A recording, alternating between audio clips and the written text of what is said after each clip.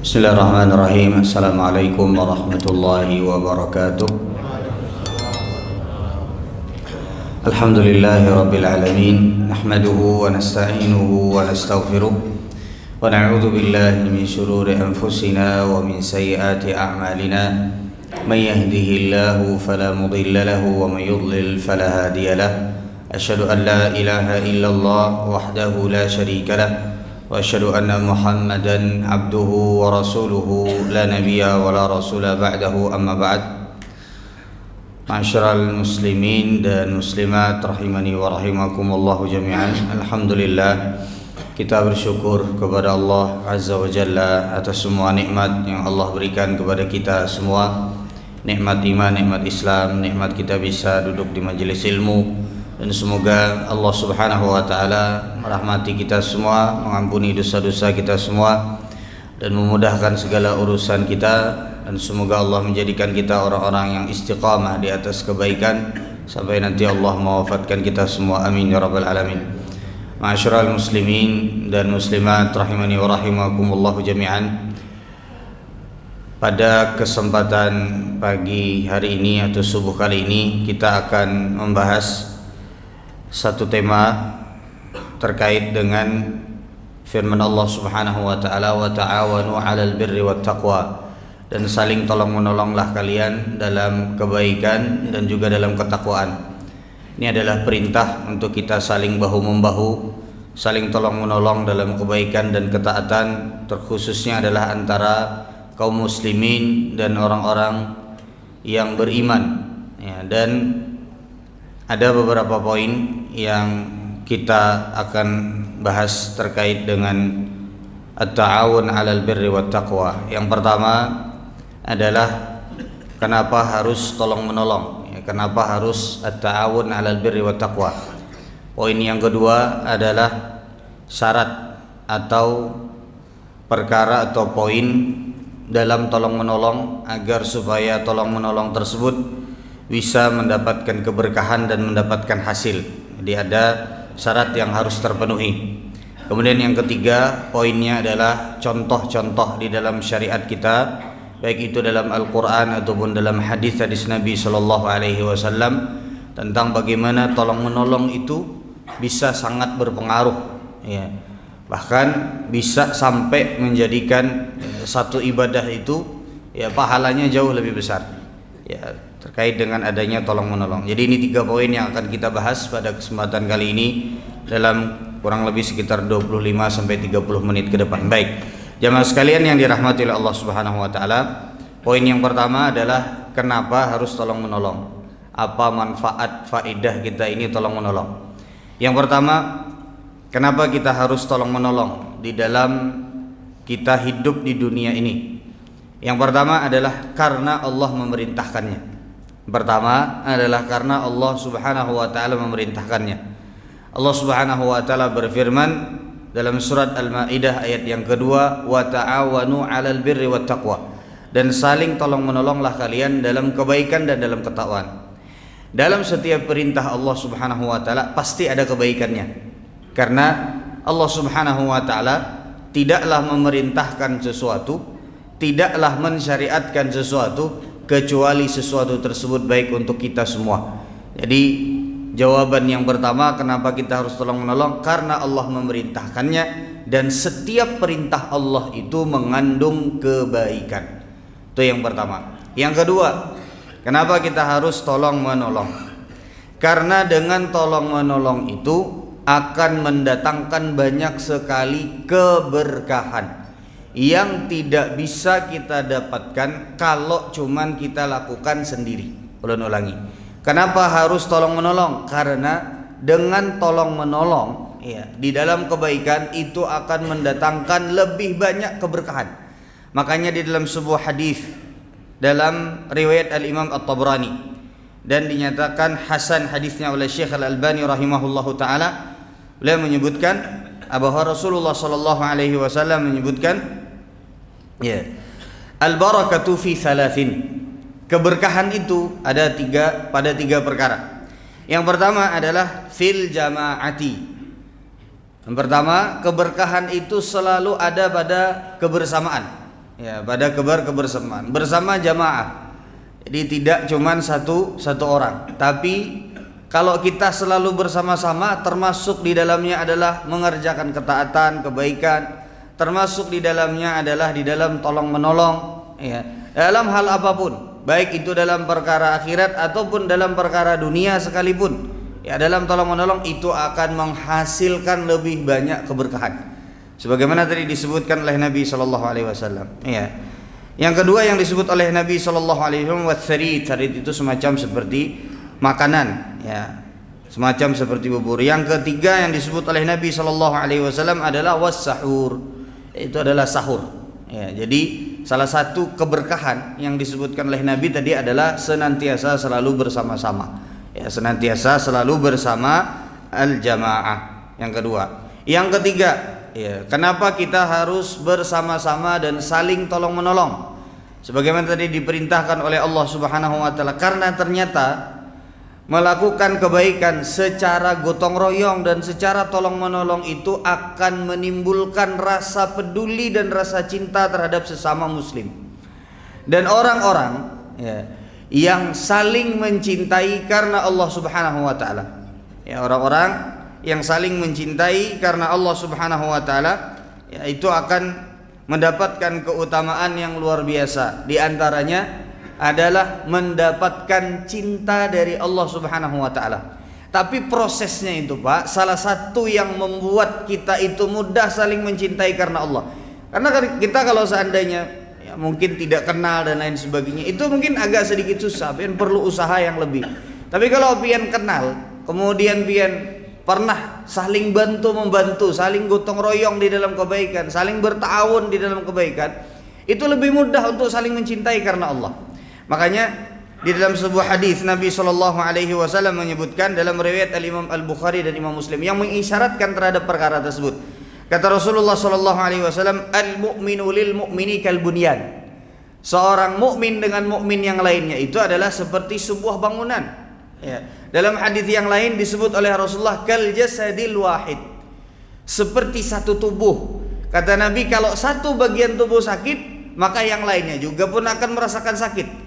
Ini menunjukkan kepada kita kebersamaan yang disebut diumpamakan oleh Rasulullah Sallallahu Alaihi Wasallam, saling tolong menolong yang disebut oleh Rasulullah Sallallahu Alaihi Wasallam, yang diumpamakan sebagai seperti satu tubuh, kemudian diumpamakan seperti satu bangunan. Ya, itu akan menghasilkan rasa saling peduli antara sesama kaum mukminin, sampai kalau seandainya ada yang satu merasakan keletihan, rasa sakit, yang lain pun juga akan merasakannya. Ini karena sudah saling mencintai karena Allah Subhanahu wa taala. Jadi itu fungsi atau kenapa sampai kita harus tolong menolong, agar menumbuhkan rasa cinta karena Allah Subhanahu wa taala. Nah, kalau sudah kita bisa saling mencintai karena Allah, maka akan banyak keutamaan yang bisa kita dapatkan. Di antaranya sebagaimana di dalam hadis Nabi Shallallahu Alaihi Wasallam, ya, di antara yang akan mendapatkan, ya, naungan kelak pada hari kiamat di mana tidak ada naungan kecuali hanya naungan Allah Subhanahu wa taala, adalah orang yang saling mencintai. Rajulani tahabba fillah ijtama'a fihi waftaraqa fihi. Atau kama qala sallallahu alaihi wasallam, adalah dua orang yang saling mencintai karena Allah, mereka berkumpul karena Allah dan berpisah juga karena Allah Subhanahu wa taala. Dalam hadis yang lain, ya, keutamaan orang-orang yang saling mencintai karena Allah Subhanahu wa taala, kata Rasulullah sallallahu alaihi wasallam, wajabat mahabbati. Ini adalah hadis qudsi. Wajabat mahabbati lil mutahabbina fiyya. Ya. Aku mencintai orang-orang yang saling mencintai karena aku, kata Allah Subhanahu wa taala. Ini hadis diriwayatkan oleh Imam Al-Hakim, ya, dan disahihkan oleh Syekh Al-Albani rahimahullahu taala. Jadi ini yang ketiga, kenapa sampai kita harus tolong menolong, Pak, dalam kebaikan, karena tolong menolong itu akan menumbuhkan rasa cinta karena Allah Subhanahu wa taala, dan kita bisa mendapatkan keutamaan orang-orang yang saling mencintai karena Allah, di antaranya dengan sebab kita saling tolong menolong di dalam kebaikan. Yang keempat, ya, di antara sebab kenapa kita diperintahkan untuk tolong menolong, ya, karena, ya, dengan tolong menolong tersebut akan menyempurnakan pahala, Pak. Dengan tolong menolong tersebut akan menyempurnakan pahala, karena seorang mukmin itu jika dia sendiri atau bila mengandalkan kemampuannya sendiri, terkadang ada banyak kekurangan. Bukan terkadang lagi, pasti banyak kekurangannya. Dalam sebuah hadis ada satu kejadian yang menarik di zaman Rasulullah sallallahu alaihi wasallam. Hadis ini diriwayatkan oleh Imam Muslim. Jadi bagaimana tolong menolong itu bisa menyempurnakan pahala. Dalam sebuah hadis yang diriwayatkan oleh Imam Muslim, hadis ini diriwayatkan oleh Anas bin Malik radhiyallahu taala anhu dari kalangan para sahabat Nabi sallallahu alaihi wasallam. Kata Anas bin Malik radhiyallahu taala anhu, ada seorang pemuda di zaman Rasulullah sallallahu alaihi wasallam. Pada saat itu ada panggilan untuk berperang, berjihad di jalan Allah. Ada seorang pemuda yang kemudian mengatakan kepada Rasulullah sallallahu alaihi wasallam, "Ya Rasulullah, inni uridul ghazwa." Wahai Rasulullah, ulun hendak umpat juga berperang bersama pian. Ya. Walaysa ma'i ma atajahhazu bihi. Tapi ulun kada berisi apa-apa. Karena pada saat itu perang itu, berjihad di jalan Allah, itu harus ada modalnya, Pak. Harus ada modal. Baik itu persenjataan atau mungkin kendaraan, baju perang dan lain sebagainya, bekal dan lain sebagainya. Maka sahabat tersebut, pemuda tersebut, kemudian mengatakan kepada Rasulullah, ulun hendak umpat, tapi kada bisi apa-apa. Wah, semangatnya besar sekali. Dan Rasulullah sallallahu alaihi wasallam tahu ketulusan sahabat ini. Maka kemudian kata Rasulullah sallallahu alaihi wasallam, qala idhhab ila fulan al-ansari fa innahu kana tajahhaza famarid. Kata Rasulullah, kau pergi cari fulan, ya, disebut sama Rasulullah SAW dari kalangan kaum Ansar. Sesungguhnya dia ini sudah siap-siap. Semua bekal tuh sudah disiapkan sama istrinya. Sudah disiapkan sama istrinya. Kudanya, persenjataannya, makanannya, baju perangnya, semua sudah disiapkan sama istrinya. Qaddarallah, Allah takdirkan, pada saat mau berangkat dia sakit. Pada saat mau berangkat dia sakit. Lalu kata Rasulullah SAW, pergi kepada kaum Ansar tersebut atau orang dari kalangan kaum Ansar tersebut, ya. Kemudian coba kau minta bekalnya itu, kau berangkat. Kata Rasulullah SAW. Ya, kemudian pemuda tersebut datang kepada orang Ansar tersebut. Ya. Lalu kemudian dia mengatakan, ya, Inna Rasulullah SAW yuqri'ukas salam. Jadi dia katakan kepada orang Ansar tersebut, ini pesan dari Rasulullah SAW. Yang pertama, Rasulullah menyampaikan kepada engkau salam dari Rasulullah SAW. Ini isyarat, Pak, bahwa yang mengutus ini adalah Rasulullah SAW. Lalu kemudian wa qul lahu idfa ilayya ma tajahhazta bihi. Lalu Rasulullah memerintahkan sahabat tersebut untuk mengatakan juga kepada orang Ansar tersebut, ya, sini aku akan bawa untuk berperang bersama Rasulullah SAW apa yang telah engkau siapkan. Ya, maksudnya adalah bekal peperangan. Fa'atahu, lalu kemudian dia datangi. Lalu kemudian laki-laki tersebut mengatakan kepada istrinya. Jadi setelah tahu bahwasanya dia tidak bisa berangkat, kemudian bahasa kita itu Pak disimpuni sama istrinya. Ini nggak bisa berangkat, ini sakitnya parah, tidak bisa berangkat bersama Rasulullah SAW, disimpuni. Lalu kemudian si suami tersebut atau orang Ansar tersebut manggil istrinya. Setelah mendapatkan kabar dari Rasulullah, utusan dari Rasulullah SAW, dan tidak sembarangan pada saat Rasulullah SAW menyuruh untuk pemuda tersebut, Rasulullah tidak menyuruh kecuali Rasulullah SAW melihat kebaikan pada pemuda tersebut. Lalu kemudian setelah itu si orang Ansar tersebut atau sahabat dari kalangan kaum Ansar mengatakan kepada istrinya, ya fulana, perhatikan kata-katanya, ini luar biasa, Pak. Wahai fulana, disebut istrinya, a'tihi allati tajahhaztu bihi. Berikan kepada pemuda ini semua yang telah kita siapkan, ya. Wala tahbisi minhu syai'a. Jangan ada yang ditahan dan dikurangi. Coba perhatikan, Pak. Jangan ada yang ditahan dan dikurangi. Ini perkataan yang luar biasa, Pak. Pian bayangkan, persiapan untuk perang itu mahal. Lalu kemudian tiba-tiba pada saat perang sakit, lalu kemudian tiba-tiba ada yang datang. Yang ngutus Rasulullah, bukan datang sendiri, yang ngutus Rasulullah. Maka kemudian kata orang Ansar tersebut, kasihkan semua yang telah kita siapkan. tidak boleh ada satu hal kecil pun, bahkan mungkin yang terlewat, dan tidak boleh ada yang ditahan, tidak boleh ada yang disimpan. Semua yang sudah disiapkan berikan kepada pemuda tersebut. Maka kemudian wala tahbisi minhu syai'a fa wallahi la tahbisi minhu syai'an fayubarikullahu fi.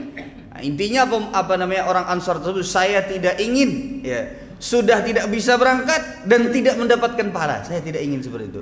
Dan jangan ditahan. Semoga Allah Subhanahu wa taala berikan keberkahan pada apa yang telah kita siapkan. Coba jamaah sekalian yang dirahmati oleh Allah Subhanahu wa taala. Tadi alasan kenapa kita harus saling tolong menolong adalah untuk menyempurnakan pahala. Coba pian perhatikan, Pak. Pemuda yang datang kepada Rasulullah sallallahu alaihi wasallam tadi, kalau bukan karena seizin Allah, kemudian melalui sahabat dari kaum Ansar tersebut, bisa berangkat perang enggak? Enggak bisa. Dia tidak akan mendapatkan pahala berjihad di jalan Allah Subhanahu wa taala. Orang Ansar yang tadi mau berangkat tapi sakit. Bisa enggak kira-kira berangkat meskipun sudah ada disiapkan? Kira-kira bisa enggak? Enggak bisa juga. Dia tidak akan bisa mendapatkan pahala di bawah persiapannya ke medan tempur kalau tidak ada pemuda tadi. Atas izin Allah dan tidak ada pemuda tadi, kemudian Rasulullah tidak mengutus pemuda tadi, nggak bisa dia dapatkan pahala sebesar itu. Nah, maka ini jamaah sekalian yang dirahmati oleh Allah Subhanahu wa taala, di antara faedah dan fungsi kita saling tolong menolong itu adalah untuk menyempurnakan pahala. Kadang ada hal yang tidak bisa kita lakukan sendiri dan sempurna dengan kehadiran orang lain. Baik.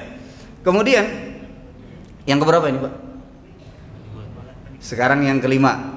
Kenapa atau alasan kita tolong menolong?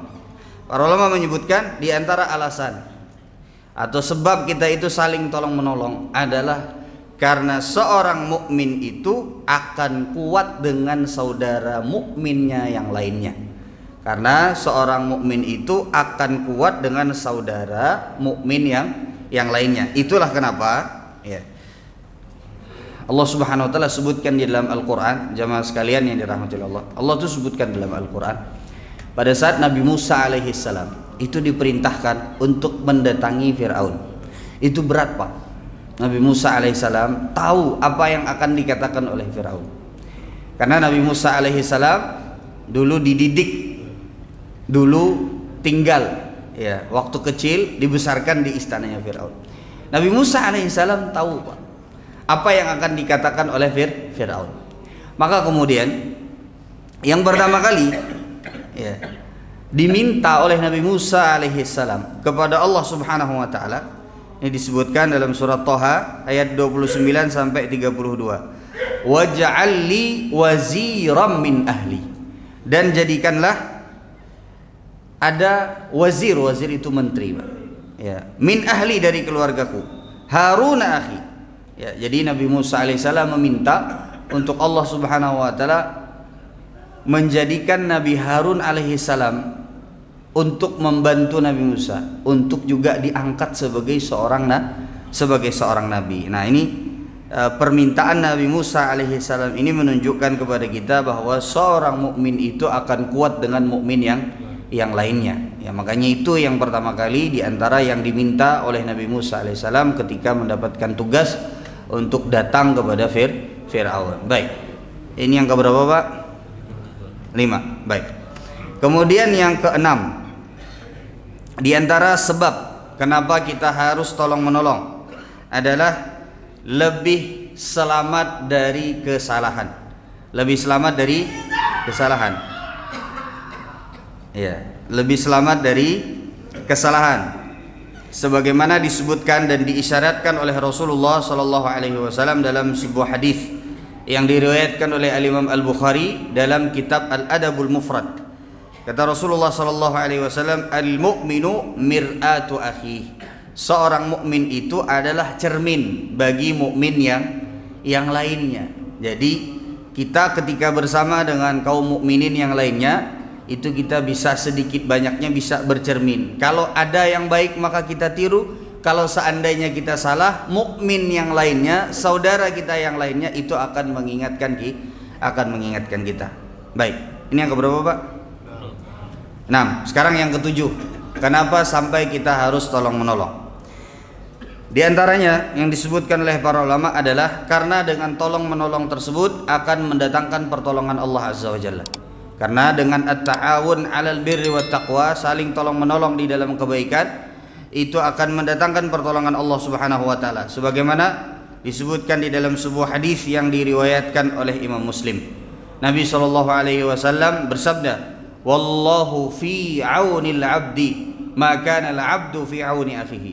Dan Allah Subhanahu wa taala akan senantiasa selalu akan membantu menolong hambanya selama hamba tersebut membantu dan menolong sesama hambanya yang lain. Jadi dari hadis ini kita bisa mengetahui bahwa pertolongan Allah itu akan datang kepada orang yang saling tolong menolong. Baik. Ada berapa yang sudah kita sebutkan, Pak? 7. Baik. Kemudian kita lanjut kepada poin yang kedua. Syarat tolong menolong itu bisa menghasilkan faedah 7 yang sudah kita sebutkan. Ternyata ada syaratnya. Ya. Apa saja syaratnya? Tadi kita sebutkan faedah dan kenapa kita harus saling tolong menolong. Untuk bisa mendapatkan 7 perkara tersebut, maka ada beberapa syarat yang harus ada pada kita pada saat kita melakukan proses saling tolong menolong karena Allah Subhanahu wa taala. Yang pertama, jamaah sekalian yang dirahmati oleh Allah Subhanahu wa taala, adalah baik.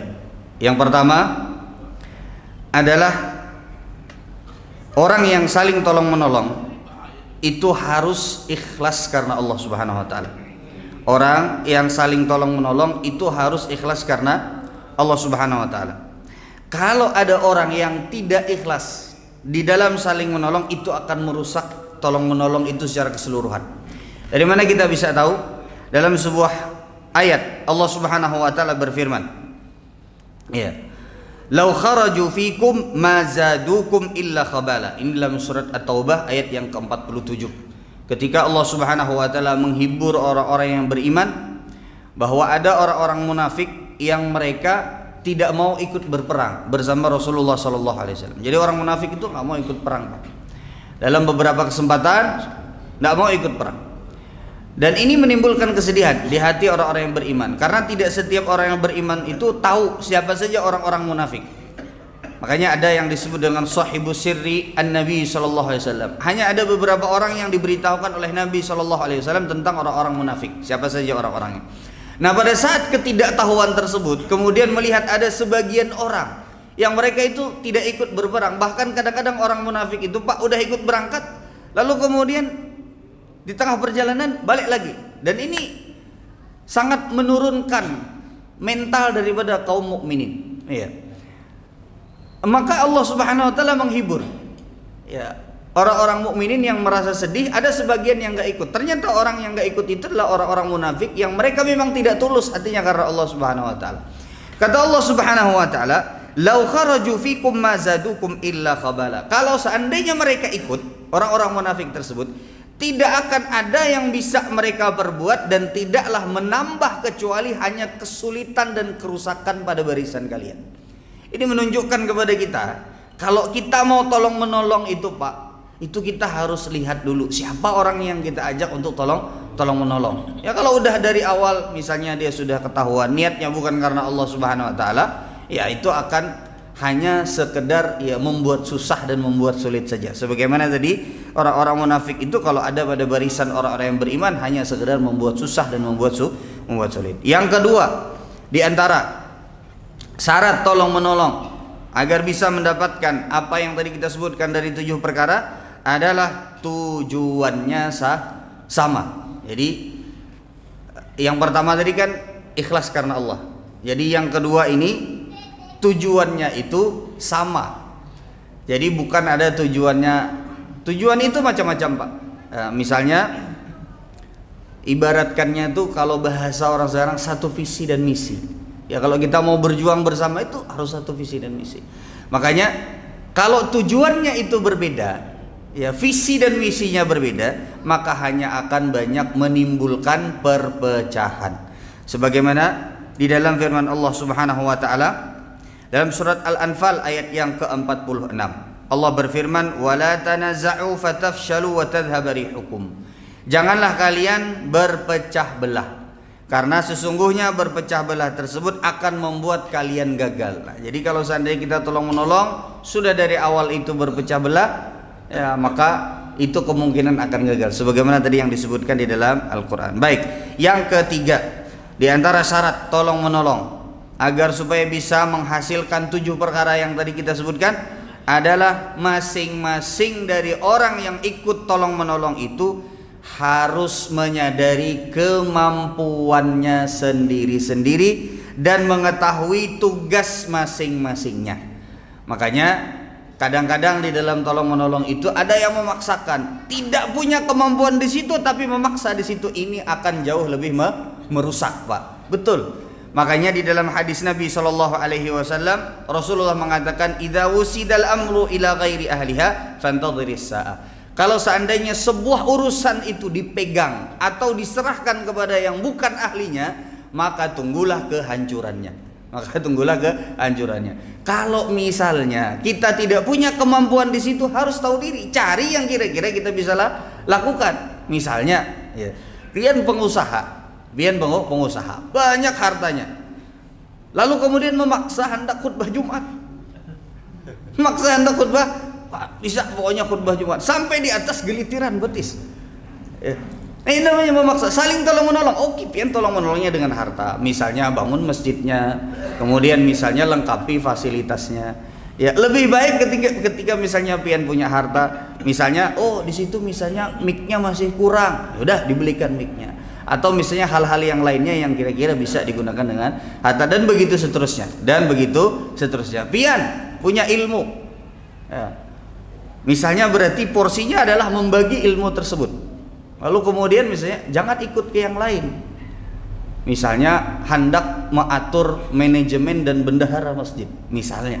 Padahal karena ada ilmu untuk bisa menghitung tersebut, nanti kacau laporannya, Pak. Makanya masing-masing dari kita itu harus menyadari kemampuan untuk bisa tolong menolong itu mendapatkan keberkahan tadi. Itu harus tahu masing-masing porsi dan kemampuannya dan harus sesuai dengan tugasnya. Baik, yang keempat, ya, di antara agar tolong menolong itu bisa menimbulkan keberkahan adalah di antaranya harus ada dalam proses tolong menolong tersebut al-amru bil ma'rufi wan nahyi 'anil munkar, dan harus terbuka hatinya untuk menerima nasihat. Itu penting, Pak. Makanya Nabi SAW menyebutkan ad-dinu an-nasihah. Agama itu adalah nasihat. Nah, ini jamaah sekalian yang dirahmati oleh Allah Subhanahu wa taala, ya mungkin 2 saja yang bisa ulun sampaikan pada pertemuan kali ini. Yang ketiga contoh-contohnya ulun rasa nanti takutnya waktunya kepanjangan. Ini yang bisa ulun sampaikan pada kesempatan subuh kali ini. Kita tutup dengan doa kafaratul majlis. Subhanakallahumma wa bihamdika asyhadu an la ilaha illa anta astaghfiruka wa atubu ilaik. Assalamualaikum warahmatullahi wabarakatuh.